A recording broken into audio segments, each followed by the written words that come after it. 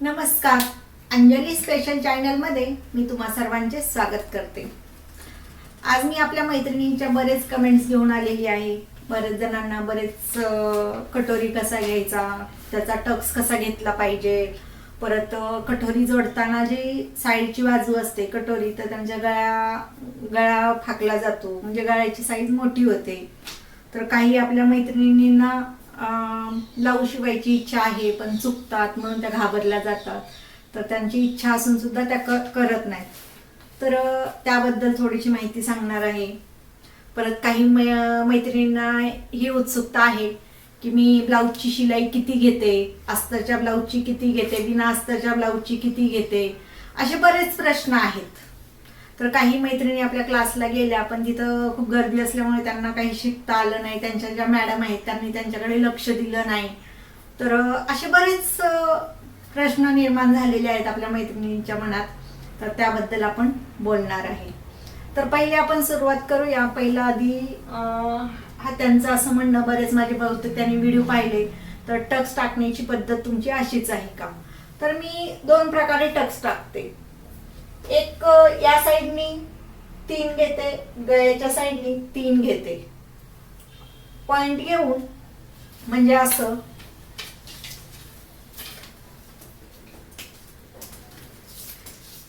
या साईडनी 3 वरती मार्किंग करते आणि या साईडनी 3 वरती मार्किंग करते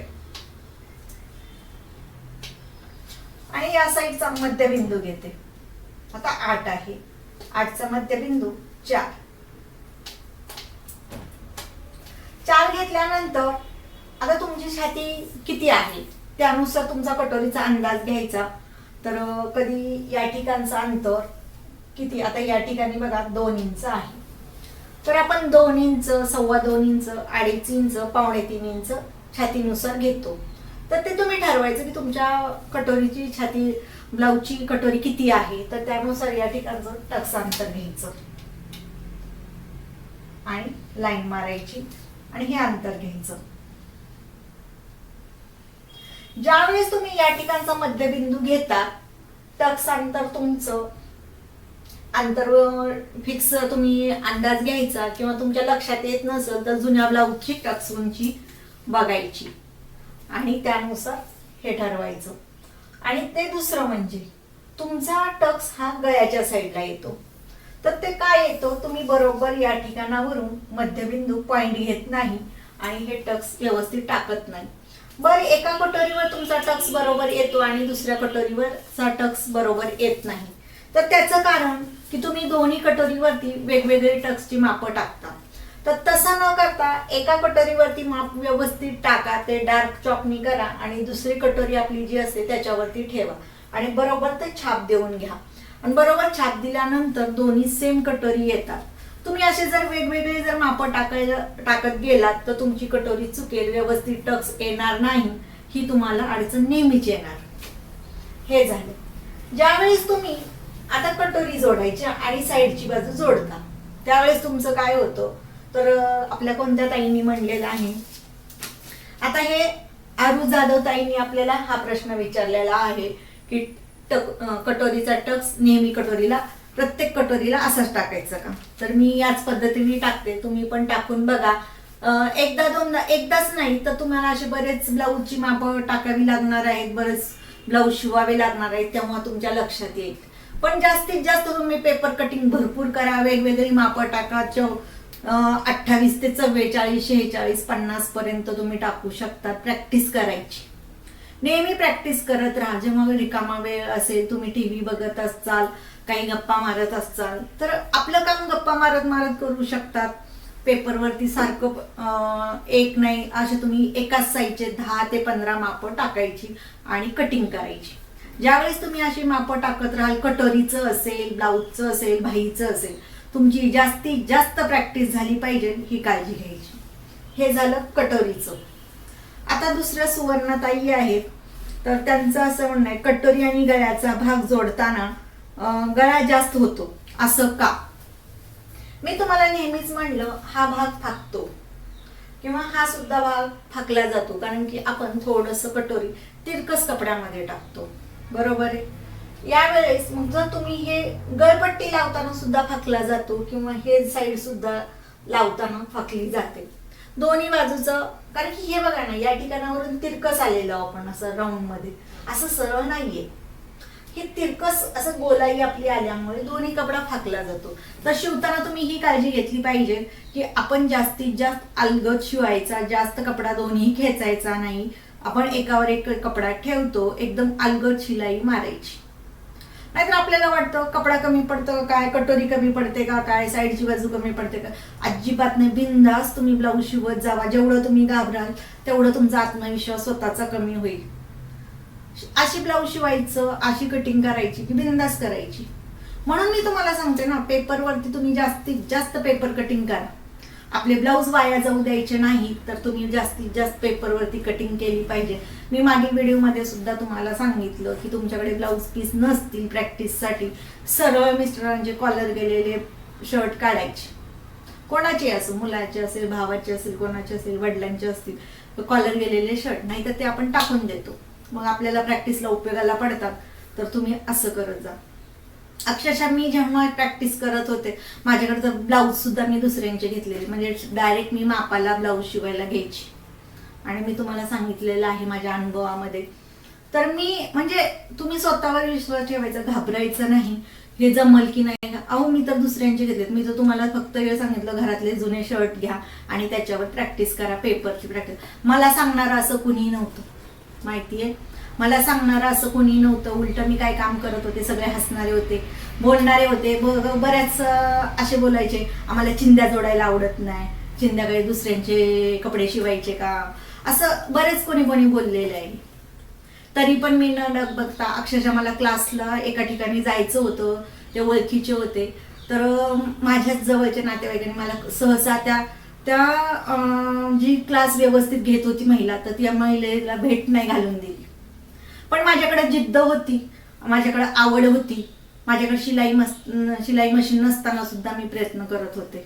आज मी इथपर्यंत आहे. तर ते माझ्या विश्वास होता, माझ्या मिस्टरांनी माझ्यावर विश्वास दाखवला, त्याच्यामुळे मी आज भरपूर ब्लाऊज शिवलेले आहेत. आणि आता एवढंच की मी जास्त घेत नाहीये, ठराविक ब्लाऊज घेते, जेवढे मोजकेच असतील, जास्त मी आता नाही. माझं पण स्वप्न होतं खूप मोठं बुटीक टाकायचं, आणि मी टाकणार पण होते. माझ्या मिस्टरांची मला साथ पण होती. थोडे दिवस मी गॅप घ्यावा म्हणून मी गॅप घेतला, आणि करोना आला, लॉकडाऊन आलं, त्याच्यात राहून गेले. आता पण मी थोडीशी प्रयत्न करते काहीतरी आपलं वाढवायचं, पण थोडासा आता हे करोना लॉकडाऊन झाला, सगळं थोडंसं बघूया आता. तर सगळ्या मैत्रिणींनी आपल्याला विचारत आहेत की ताई तुम्ही क्लास घेता का, तुम्ही क्लास घेत असाल तर तुमची फीस काय. माझी फीस काही जास्त नाहीये, पण माझ्याकडे सध्या जागा, म्हणजे मला जसं आता मी थोडासा गॅप घेतलाच आहे, तर माझ्या इच्छेनुसार मी जागा सेटअप तयार करणार आहे आणि त्यानंतर मी क्लास चालू करणार आहे.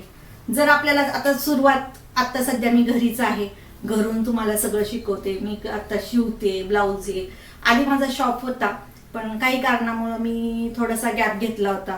गॅप घेतल्यानंतर म्हणलं थोड्या दिवसात मी चालू करावं. चालू करता करता आपले लॉकडाऊन, आता माझ्या एकटीवरच नाही तर सर्वांना, बरेच बिझनेस आपले छोटे मोठे जे महिला करतात, छोटे मोठे जे व्यवसाय करतात, त्यांनाच प्रत्येकांनाच हा अनुभव आलेला आहे. तर प्रत्येकांचं नुकसान झालेलं आहे. त्याच्यामुळे माझं काही नाहीये, पण माझ्याकडं जी कला आहे ती मी प्रत्येकाला देण्याचा प्रयत्न करते. आता हे झालं. आता आशाताई म्हणतात की मी क्लास केला पण खूप गर्दी होती, त्यामुळे त्या मॅडमचं लक्ष नव्हतं आणि मला मी शिवते पण काही ना काही चुकतं. तर तुम्हाला मी आता तेच उदाहरण दिलं, माझं खूप अनुभवातून, की प्रयत्न करत राहा, चुकलं तरी परत दुसरा शिवा, काही बिघडत नाहीये.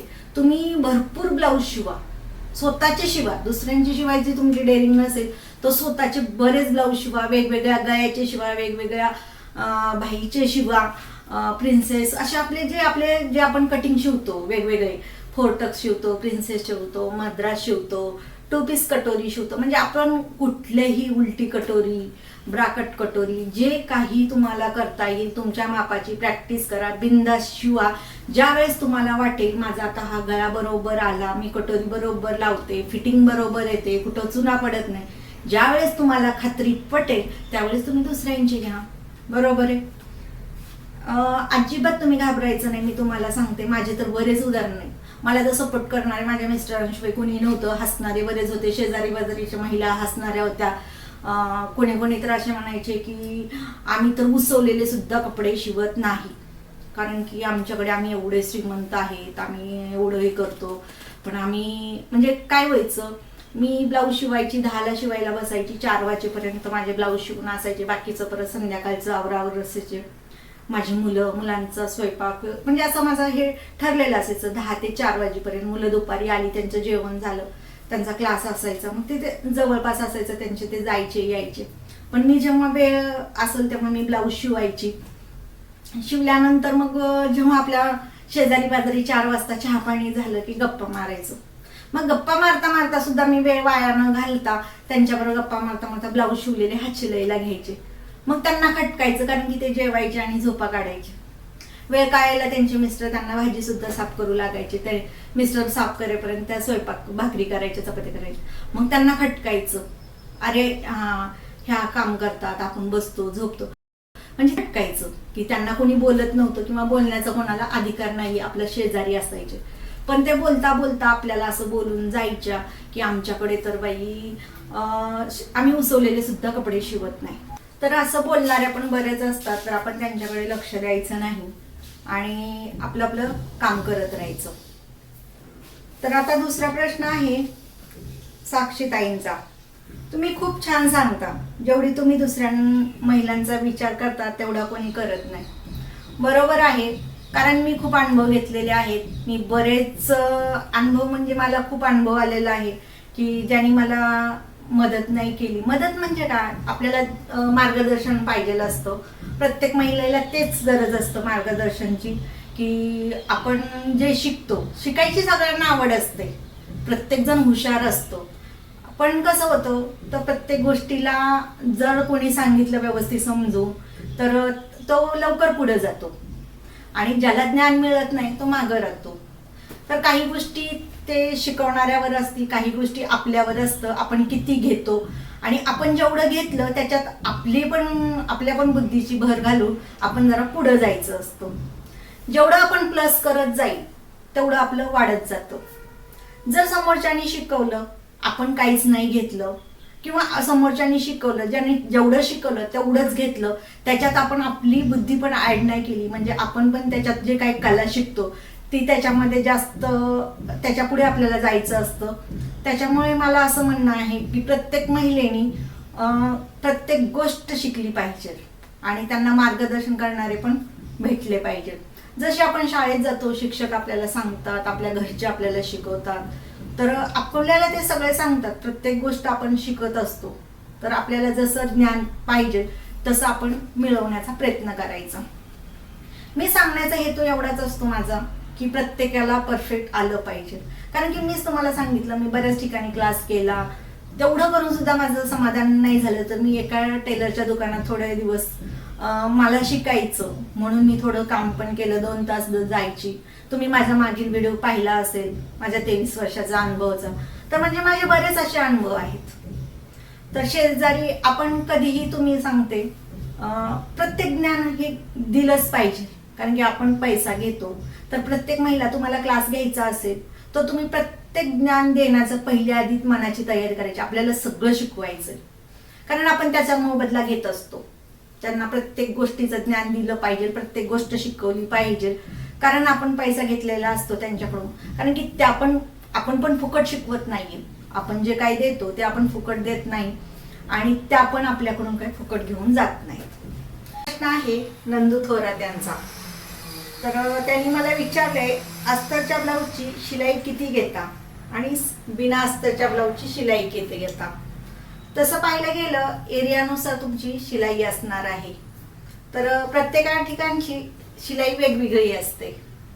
आता मी तसं पाहायला गेलं तर मी पहिली स्टार्टिंगला 15 रुपये 12 रुपये पासून घेतलेली आहे, ते आज मी 500 ते 700 रुपये पर्यंत शिलाई घेते. माझे मोजकेच ब्लाऊज असतात थोडेच घेते मी, महिन्यातून जास्तीत जास्त 10 ते 15 ब्लाऊज सध्या शिवते, त्याच्यापेक्षा जास्त घेत नाही. पण शिलाई बिना अस्ताच्या ब्लाऊजला 150 घेते आणि अस्ताच्या ब्लाऊजला जसं तुमचं काम असेल, सिंपल असेल 250, 300, 350, जसं तुमचं ब्लाऊजचं काम आहे, कोणत्या टाईपचा ब्लाऊज आहे त्यानुसार शिलाई असणार आहे. प्रत्येकाचा वेळ वेगवेगळा जातो. कधी कधी एका ब्लाऊजला 2 ब्लाऊज शिवायला जेवढा वेळ लागतो तेवढा एका ब्लाऊजला लागतो. त्यामुळे प्रत्येक ब्लाऊजचं माझी शिलाई फिक्स नाहीये. कोणतंही काम असेल तर त्या कामानुसार आपण पैसे घेतो. ते तसं सांगायचं म्हणजे आता सगळी जसं फॅशन आली, फॅशननुसार आपण ब्लाऊज शिवतो. आधी फक्त पानगळा असायचा, चौकोनी गळा असायचा, गोल गळा असायचा आणि त्याची फिक्स शिलाई असायची. कोणी अस्तरच्या ब्लाऊजला 120 घेतं, 150 घेतं, 200 घेतं, 300 घेतं, जसं काम असेल तसं. सिंपल जरी ब्लाऊज म्हणलं तरी आता अस्तरच्या ब्लाऊजला कमीत कमी 250 रुपये घेतात. तर मी अशा पद्धतीने शिलाई घेते. नंदू थोरात, जे कोणी आपल्या म्हणजे ज्याने कमेंट केली तर त्या ठिकाणी नाव होतं नंदू थोरात म्हणून, त्यांच्यासाठी खास या प्रश्नाचं उत्तर. तसं पाहायला गेलं, तुम्ही जर नवीन ब्लाऊज शिवणारे असाल तर माझ्या मते मी सुद्धा तीच पद्धत वापरलेली आहे. ती आता मी तुम्हाला सांगते. तर ती कोणती? जर तुम्ही नवीन ब्लाऊज शिवत असाल, व्यवस्थित सावकाश आरामात एक ब्लाऊज शिवा आणि शिलाई दुकानामध्ये जेवढी असेल त्याच्यापेक्षा 25 ते 30, 50 रुपये कमी घ्या. फक्त पहिले तुम्ही गिराईक तुमच्याकडे कॅच करण्याची आधी तुम्ही हे करा, व्यवस्थित शिवायचं, व्यवस्थित द्यायचं, त्यांना परफेक्ट बसतो की नाही. जेवढं गिराईक तुमच्याकडे वळलं जाईल तेवढं वळवून घ्या. शिलाई लगेच वाढवू नका. जर तुम्ही शिलाई वाढवली, थोडंफार कमी जास्त झालं, फिनिशिंग कमी जास्त झाली तरी महिला तुम्हाला चुकीचं ठरवतील. त्यासाठी तुम्हाला ना आधी परफेक्ट ब्लाऊज शिवला पाहिजे. काही कमी आहे तर प्रत्येक महिलेला ब्लाऊज देताना विचारायचं की हा ब्लाऊज कसा आला, तुम्हाला कसं शिवण वाटलं, गोट आवडला का, फिटिंग आवडली का, कटोरी व्यवस्थित बसली का, हे सगळं विचारायचं. का विचारायचं? आपण पहिले जेव्हा आपण शिवायला चालू करतो त्यासाठी तुम्ही 100 ब्लाऊज जेव्हा शिवाल तेव्हा तुम्ही परफेक्ट व्हाल. हा माझा स्वतःचा अनुभव आहे. मी पहिले नवीन मी शिकते असं समजायची आणि शिकत पैसे आपल्याला मिळतात असं समजायची. कारण आपल्याला खूप परफेक्ट बनण्यासाठी खूप मेहनत घ्यावी लागते. त्याच्यानंतर आपल्याला शिलाई आपण म्हणाल तेवढं समोरचं माणूस देतं, कारण की त्यांना द्यावीच लागते. आपली फिनिशिंग चांगली असते, आपली फिटिंग चांगली असते, आपण परफेक्ट शिवतो.